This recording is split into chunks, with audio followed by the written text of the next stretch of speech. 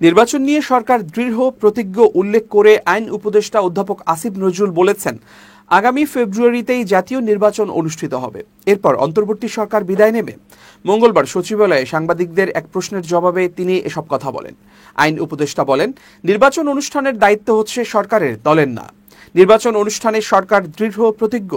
আমাদের যত ধাপ আছে সবকিছুই এই লক্ষ্য মাথায় রেখেই পরিচালিত হচ্ছে। আমরা মাথার মধ্যে এটাই রাখছি, ফেব্রুয়ারিতেই নির্বাচন, আমরা ফেব্রুয়ারিতে চলে যাব।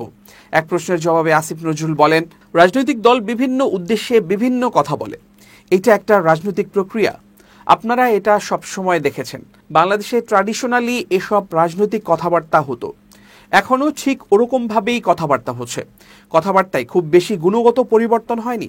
ফলে নির্বাচনের সময় কে কি বলবেন এটা রাজনৈতিক প্রক্রিয়ার অংশ হিসেবেই দেখবেন।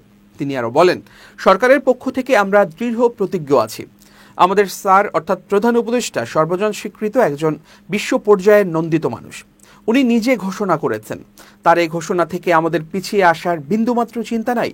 আইন উপদেষ্টা আরও বলেন, দুর্নীতি দমন কমিশন এবং নির্বাচন কমিশন সংস্কারের জন্য যে সুপারিশগুলো এসেছে সে অনুযায়ী আগামী 2 মাসের মধ্যে আইন প্রণয়ন করা হবে। এই কাজ আজ থেকেই শুরু হবে।